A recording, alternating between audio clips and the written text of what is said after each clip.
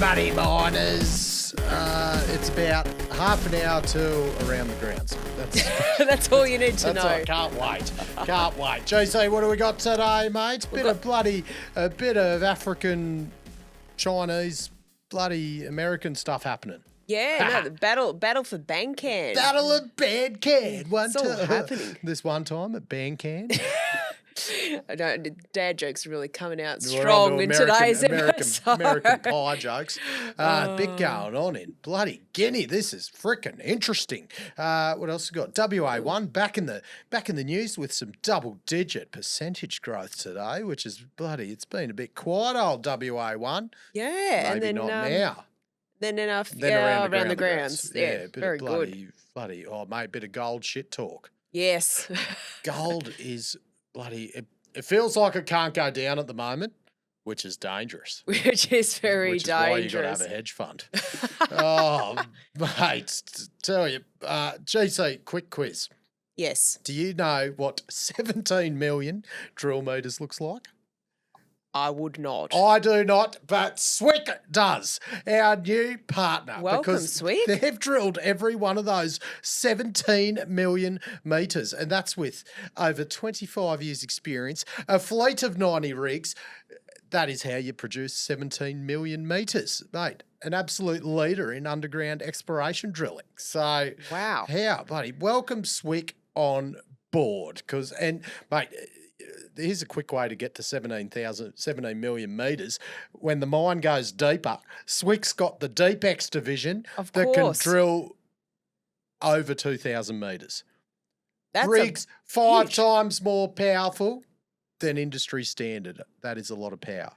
Go Swick, awesome. Part of the Parenti Group. Welcome to Money and Mine. Welcome. Go Swick. Right, let's get into it.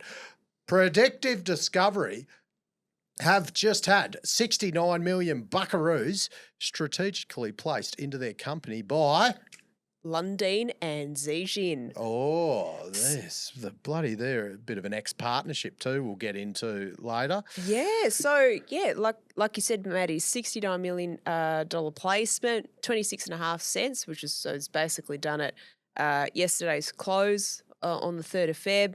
Small premiums to the 5 and 30-day VWAPs, but more importantly, who tipped in? So the Lundin family, very well-known mining family and investors, they put in around $45 million for a 6.5% stake in Predictive, and then Zijin, also very well-known global miner headquartered in China, invested around $24 million for a 3.5% stake in Predictive. So all those funds are going towards pretty much taking Predictive through to final investment decision. So advancing the DFS at their project Bankan, progressing enviro, social programs, regional exploration, and some early development activities as well. So they'll have $98 million post-completion of this raise, cash in the bank. And bloody, they're all-time, is it?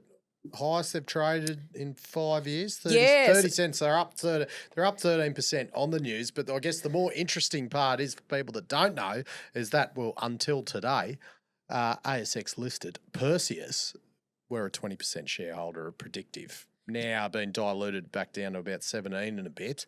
Yeah, but that is where it's interesting. Perseus looked like they had their foot on it. Maybe as a bit of a must. Probably more of a nice to have, not a must have. But this has really thrown a spanner in the works, maybe. But we will get into that, GC. Yeah. So the competitive landscape certainly changed there. But so as you said, Matty, like it's traded as high as 30 cents today, up about 13% off the back of the news. So I thought it'd be useful just to do a quick refresher on Predictive and Bankan for the money miners. So Predictive, they got about a $700 million market cap today. They have the Bankan gold project in Guinea, which is 85% owned by the company, 15% by the Guinea government. About a 5.4 million ounce resource, around a 3 million ounce reserve, predominantly open pit with some underground, grading at about sort of 1.6 grams a tonne. Yeah, right. Go take me through the PFS. Give me just rattle the numbers off. Alrighty. So I'm interested. They did that relatively recently. So they sort of outlined a 269,000 ounce per annum sort of average production profile over 12 years. And that's at an all-in sustaining life of mine of about US $1,100 an ounce. Post-tax NPV5 US 1.4 billion, and that's assuming a US 2,300 gold price. It's obviously a fair bit higher now. For a US 456 million pre-production capex. Yeah, right. So this, I guess, this is one of, now that Perseus got Nyanzaga, it's one of the better undeveloped projects that we sort of see listed over here in Africa. Yeah. So we did an episode on undeveloped gold assets in Africa actually last September, and at that time, which I still understand is the case, Bankan is the biggest undeveloped gold asset in Africa based on sort of resource ounces. Where that asset is the company's primary focus, so basically not in a portfolio of a producer that's got multiple assets. Montage's Kone is a close second, but they have a bigger reserve than Predictive. But we'll get to Montage and Kone in a little bit. Oh, mate, a big open pit like this. Geez, I don't know who the Ghanaian bloody equivalent of MMS is, but they need to start tendering on this. Maybe MMS could franchise out into Guinea. I know we keep plugging them to go overseas to do these projects, but they mightn't want to, but they might consider franchising out as like open pit mining and technical expertise to just start ripping this shit out and making some money. Well, they are putting that DFS together, Predictive for Bankan. So MMS might provide some costs just to help, bit of a technical help with it. You never know. Like the Rigidids Rolls Royce of open pit mining and tech services contracting is mineral bloody mining. So can you believe this? The trajectory of them, they've actually gone up before the gold price, MMS. They preceded the gold price rise. The gold price followed them. Like normally contractors need a commodity price tailwind to get going, not MMS. What a bloody business. So love it. The Bankan project, it's because they're pretty much 80% there on the approval side, aren't they? They got like the environmental approvals done. It's just got to be sort of rubber stamped by the bloody government, eh? Yeah, so they got the Enviro approvals last month, and so they're expecting they call it like an exploitation or a mining permit in the next 3 to 6 months. As I mentioned, they're working on completing a DFS on Bankan, which is scheduled to complete later this sort of calendar year, with the idea being that they'd be in sort of construction phase 26, 27 with production in 2028. And as you mentioned, Matty, Perseus, yes, they have a strategic stake in Predictive, which they got last year, 19.9%, and a large chunk of that stake was acquired from a few Predictive shareholders, Jamie Boynton, Capital Drilling, and Philip Perry. So pretty much the majority of that 19.9% stake was from them, and there's a sale agreement that was basically put together for acquiring the shares from those groups, and I'll just touch on a couple of the key terms of those sale agreements. So there's a profit share arrangement whereby Perseus and the sellers will share 50-50 on the profit if Perseus sells any of the acquired shares in Predictive to a third party, so like a potential competing a bidder or private sale, but this deal sort of expires the 31st of December this year. There's also a call option. So if Perseus makes a takeover offer for Predictive prior to 31st December this year at a price greater than 21 cents a share, then the sellers can get those shares, acquire those shares and accept the offer, or cancel the call option for a cash fee equal to the premium. So what does this mean? In a nutshell, the sellers basically maintain some level of upside optionality in the event that Perseus or some other third-party deal occurs above 21 cents a share by the end of this year. Yeah, so those sellers really want something to happen this year, because otherwise they lose that the ability to share in the upside. Lose the profit share. So if they bloody Perseus, or if there's a takeover past December, Oh, they'd be imagine if it's like January. You'd be like, Like 2nd of January, yeah. oh, Be frustrating, wouldn't that'd it? be bloody devo. But Yeah, yeah, interesting. so looking at now the register, we'll flash up a picture of the current register. So Perseus, BlackRock, and a sort of a range of institutions there. So as part of this, new capital raising announced today, so that'll dilute all those guys back a little bit. So the Perseus stake, I think, will go to about 17.9%. BlackRock will kind of go down to about 12%. But then you're adding Lundin in 6.5%, adding Zijin 3.5%. Gosh, it's a bloody reputable register. Jesus Christ. A lot of big names there, that's for sure. So where Lundin and Zijin, this ain't their first rodeo together, is it? No, it's not the first African gold developer we've seen both of those names on the register for. And the other one is who we spoke about before, which is Montage Gold, who have the Kone Gold project. So I'll give a bit of background on Montage. So Montage, the Kone project, so they've got a resource space of about 5.3 million ounces at 0.6 grams a tonne and around a 4 million ounce reserve at about 0.7 grams per tonne, this open pit.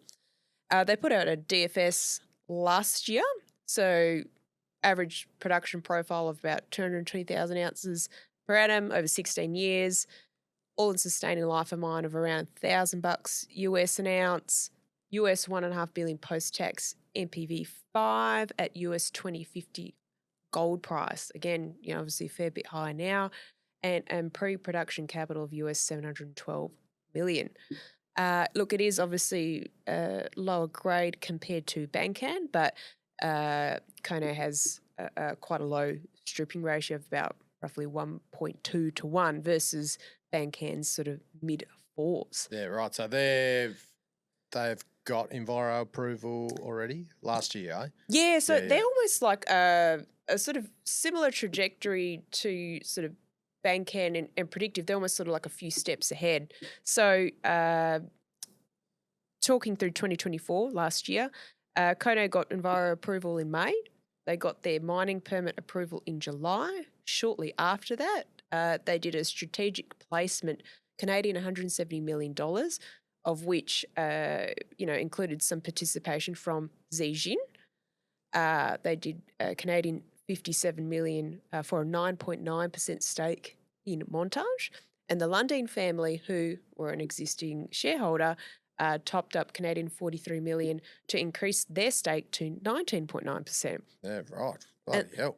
And then sort of later that year in October, they announced a US $825 million funding package to basically get Kone in production. That was a large chunk of that was from Wheaton, and Zijin sort of participated in that funding package as well to a smaller extent. They actually commenced construction in December, just gone, and they're expecting first gold Q2 2027. And I mean, you look at the Montage share price over the last 12 months, it's just been absolutely killing it, over 200% in the last year. But yeah, funnily enough, Perseus actually had around a 10% stake in Montage, which it picked up via its acquisition of Orca, but it sold that last year to fund the acquisition of their position in Predictive. So there's like all these like random connections and stuff. Is quite fascinating. Yeah, right. So I guess what's this mean for Predictive? Who's going to bloody take it over? Who's going to operate it? Like, what's happening here now, GC? Oh, I mean, the decision and the hypothetical situation tree is just like massive, right? But I mean, one thing is for certain is that the competitive landscape has certainly amped up. I think it's a good question. Who's you've got all these sort of strategic shareholders now on the register, but who's really going to develop Bankan? Is it going to be Predictive? Is it going to be one or a combination of the strategic shareholders on the register? Or is it perhaps someone we're yet to see? These strategic shareholders who are on the register at the minute, they've got a pretty strong financial backing and, operational experience to build and operate Bankan.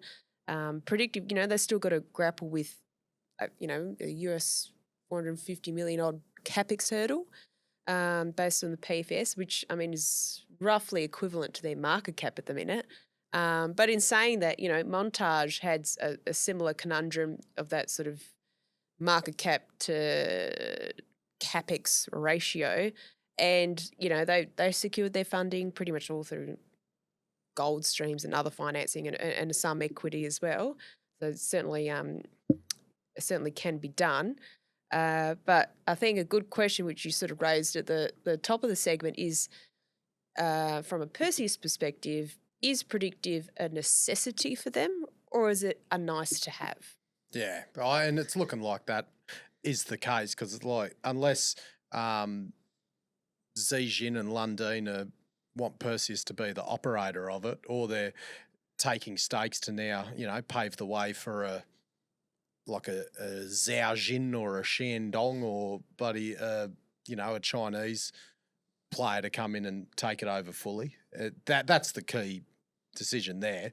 And if it looks like if it's going to require bloody competitive tension, I don't think Perseus is going to, considering they've got Nyanzaga, they've got the CMA Underground at Yaouré. Like, I don't think they've got enough on their plate to not have to bloody overpay for this asset. They might just take whether it happens this year, if they can hold out a year and take the full upside instead of having to share it with the great, right? other shareholders, that'd be perfect for them. And just take the upside of their bloody initial 20% stake.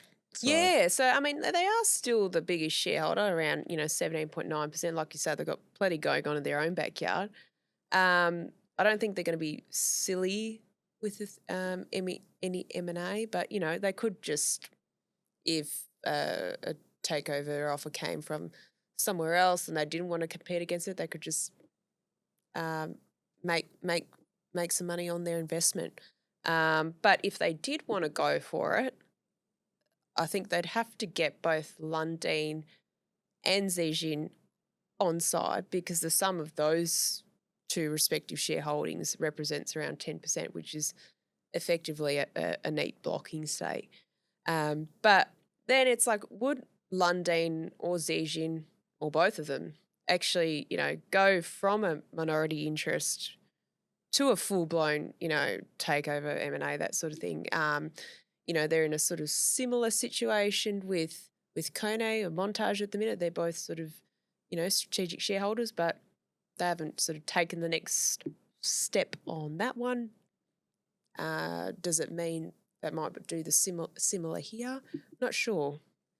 Who knows? Who bloody knows? I think it's going to, that timing thing will be interesting to see how quickly if the Chinese do act, if it will be within this year, and if that changes, the strategy, because I think there's a bit of simple maths behind Perseus's play, depending on if it's before or after December.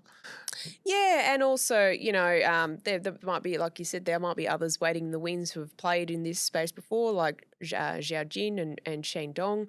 But we'll, now that the landscape has gotten a little more competitive, I don't know that if you were keen to sort of go for it, I don't know that you'd really want to be waiting that long, because it's a lot more competitive now.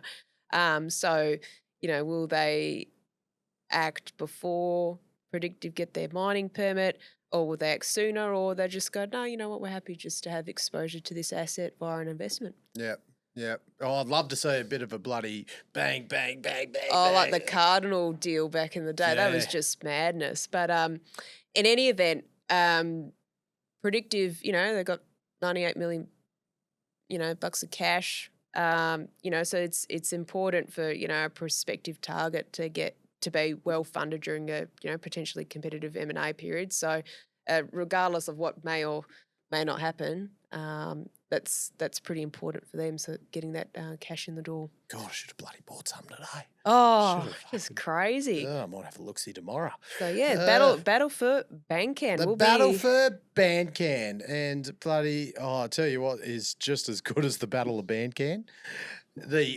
AusIMN Underground Operators Conference that is coming up 6th to 9th of April in Adelaide. Adelaide, you'd say Australia's home of uranium, South Australia. This is like the perfect place for you. Oh, mate, it's like the state of uranium and heaps of people from the underground mining world. Like, I cannot be in more heaven. And we have the exclusive $100 off a ticket deal. Awesome. Put in the promo code MOM100 and the link is in the show notes. Get you. Don't buy Underground Operators tickets without our promo code because, one, you save money and two, it's just cool. It's just cool. It's just cool. Can't wait. It's like the best conference in the world. I love it. It's like my underground equivalent of Diggers and Dealers.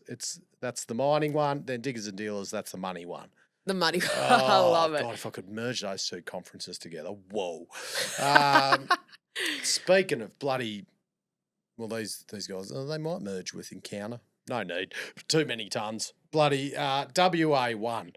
What did they put out today, mate? mate? It's up 13% GC. They've been a bit. They've been tracking. They've been in a channel. You'd say. Bloody. Yeah, they kind of have been, haven't they? When you look at the share price. Yeah, they announced they completed their first conversion test work on refined niobium concentrate for Luni to produce a ferroniobium product. So they used the concentrate produced from the 7th of October Met Results that I'll bring up here. They've ran that through the final pyrometallurgical stage, not a bit, like just in a met lab. And they've come back with a ferroniobium product that has 65.7% niobium and 24 and a bit percent iron. So recovery was 84% during this pyromet stage, which they said exceeded their expectations due to it being such a small scale test. Your current operations like CBMM get around 95% for this pyromet stage as an FYI, but that's different to the overall recovery. So you can see here, based on existing operations in Brazil and Canada, they said they get between 30 and 70% overall niobium recovery, which I'm assuming includes the pyromet stage. I'm not sure about that, actually. So their December test they did for the concentrate, they got 58% recovery. So, but they've got a bit to play with because, the Luni deposits, she's pretty high grade in sections, especially like it's the second highest grade behind CBMM. That's the Eurasia deposit, the big dog, the outliers. That's the main one. Yep. They're like 2.5% for the whole thing. So Luni's is 1% total resource for the 200 million tonnes, but then they've got that high-grade subset, which is 2.1%. That's about a quarter of it. So it's about the same. Their total resource is the same grade as CMOC. Sits there 1.01 CMOC. So, but it's just a shitload of tonnes, 200 million tonnes of them.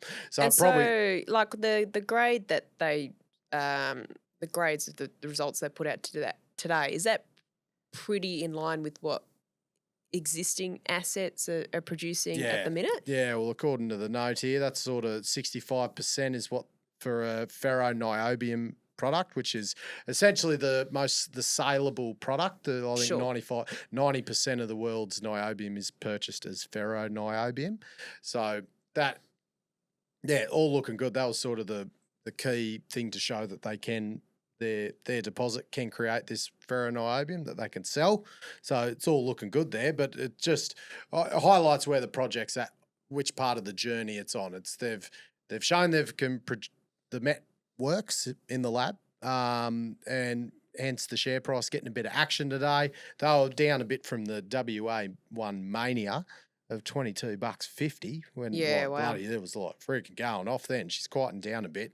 But it's like, because even if they grew the resource, like it's not really going to friggin' have much of a material impact. They've already got decades of mine life there. Yeah, and when you're adding to mine life, that sort of that far back into the mine life, decades and decades, it's sort of, it's good, but it's not like enough to crazily move the dial, I guess. Yeah, well, I think it's just going to be the path from here. It's like it's going to be a lot of testing. The studies begin like it's a big bloody scale project to try and create in the middle of absolute nowhere.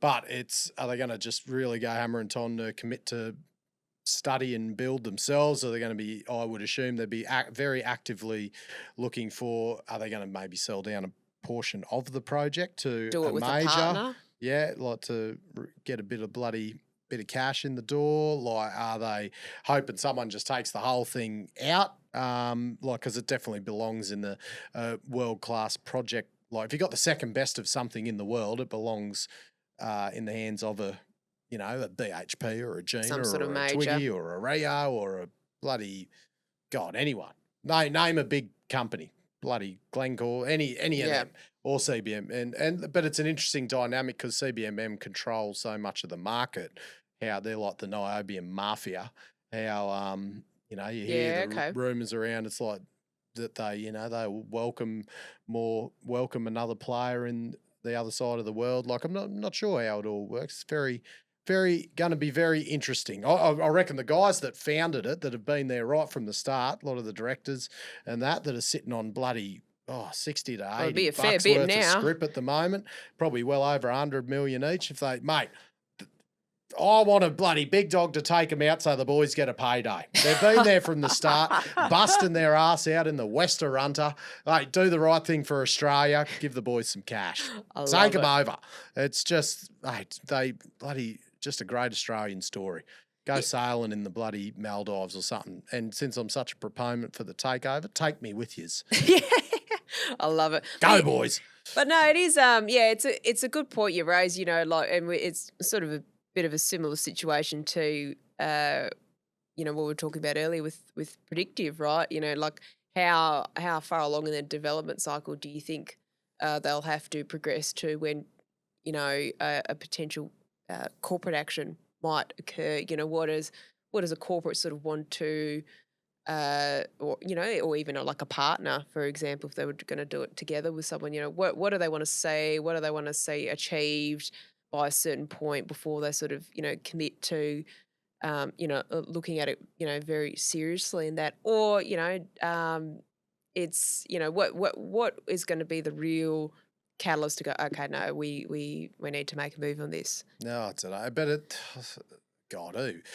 look at things like De Grey. Like, look how long De Grey was De Grey for. Like, that eventually got taken over. Like Predictive's been around for friggin' ages. Their permitting's been a big catalyst there. But this one, there's obviously, it's still very, very early days in testing and like no studies, or like there's a lot of work to do here.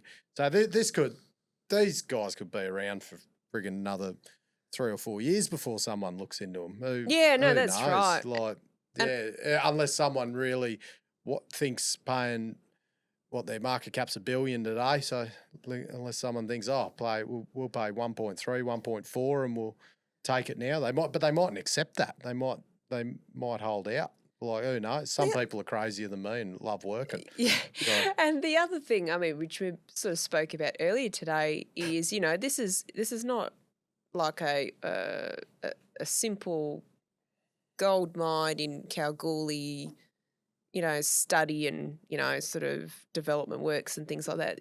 This is of huge scale in a very remote location, in a very niche commodity. It is not it's not the regular study, you see every day. And there's a lot of, work involved or that'll be involved in putting that together and all the other work streams around that. So it's not, I wouldn't say it's easy peasy. I'll be bringing a lot of Brazilians over here to work on it. Oh, geez. Be like, right, yous have done this before, you're coming with us. Come help us. It's like bringing the Kazakhs over to do a ISL uranium project. Yeah.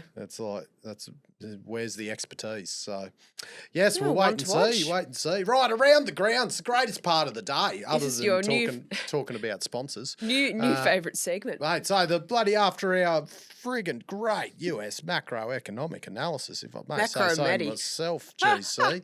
Yesterday, the bloody big Trump's, his bark's bigger than his bite, maybe. He's the tariffs for both Mexico and Canada are paused at the moment for a month. Yeah. They are doing a bit of bloody wheeling and dealing, or Yeah, maybe he says if you get the immigration and the fentanyl under control, I won't put the tariffs on you. Yeah, it's just amazing, like how these geopolitical events are just not even like month to month or week to week, but literally daily. There's just these, big shifts and changes and decisions, and the tariffs are happening now. They're paused now. It's just it is just amazing to watch, isn't it?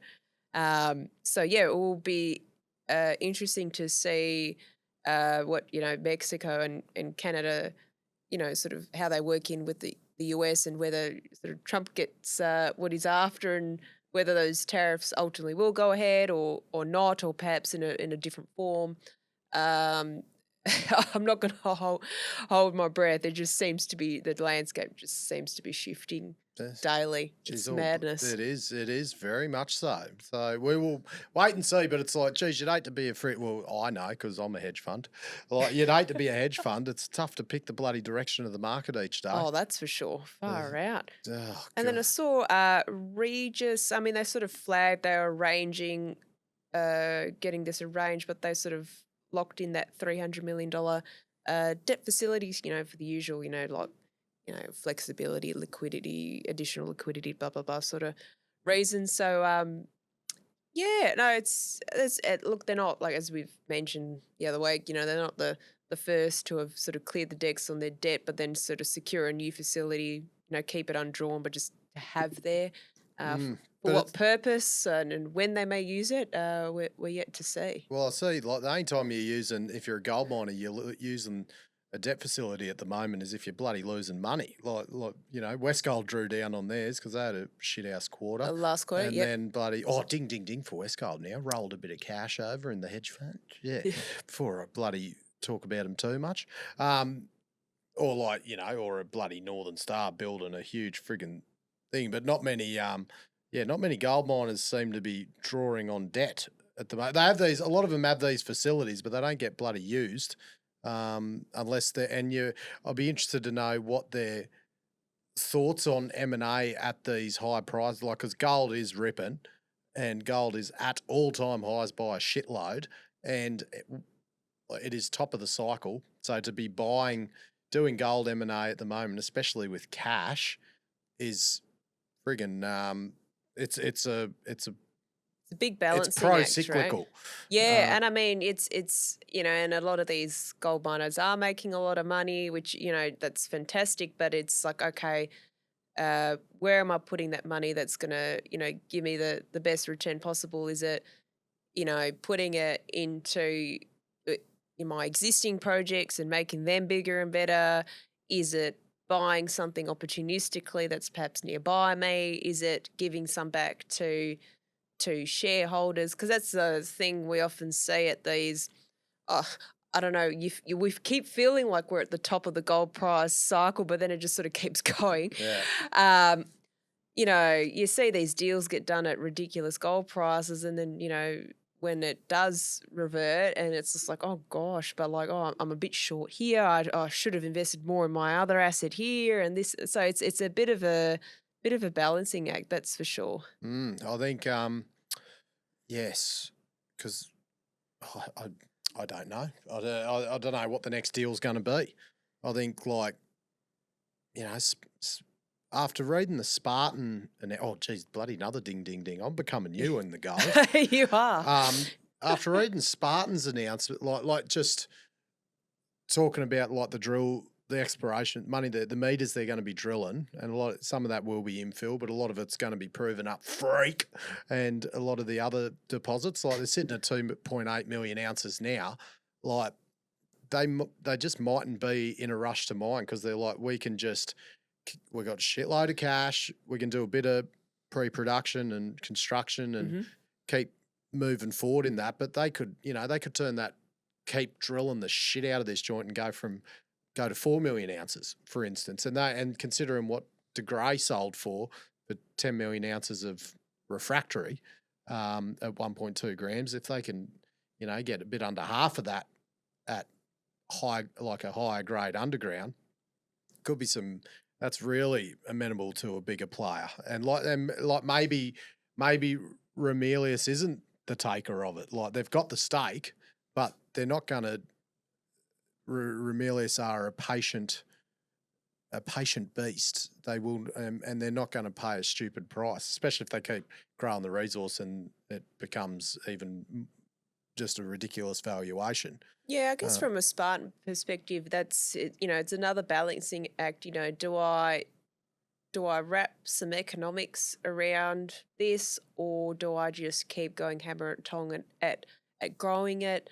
Because it obviously has changed a fair bit over the last couple of years, right? So it's like, oh, geez, by the time you wrap something around it, it's sort of changed quite quickly, and it's already very quickly out of date, those economics. So especially if you're finding parallel ore bodies, and you're not just extending deeper and defining. If they're finding like you adding freak on or whatever else they start adding on, it changes your tonnage profile. Like it changes what you design the plant to. Like it changes everything. You might go from 120,000 ounces to a 200,000 ounce producer, like based on the fact that you could get a lot more at once. That's why I think it's not coincidence that we're not seeing them rapidly advance towards a mining decision. So, whether Ramelius are the holder of that, I don't know anymore. I don't think so. I think it's going to be maybe a bigger company that might take them. Like, think of what happened the end of last year, like Ramelius Westgold discussions, like through Murchison's synergies. Like that could, and considering how much Westgold's just been hammered after the quarterly, then the downgrade, like sitting at $2.30, like they were, $3.20 before. Like I know they're a lot bigger now with Karora, but just on a share price thing, like, maybe Ramelius will be, they're under a bit of pressure.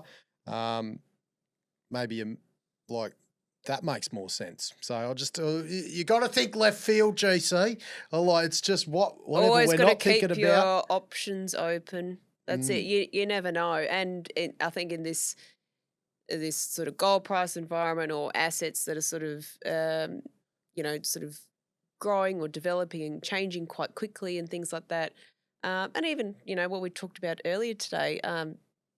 Just because Perseus had a 19.9% stake in Predictive doesn't mean, it's all sort of, probably naively think, they'll probably end up with a blah, blah, blah. But then along come, Lundin and Zijin. So it's not to say the same can't happen in other, scenarios too. So, it's be fascinating. A lot of coincidental, events have occurred.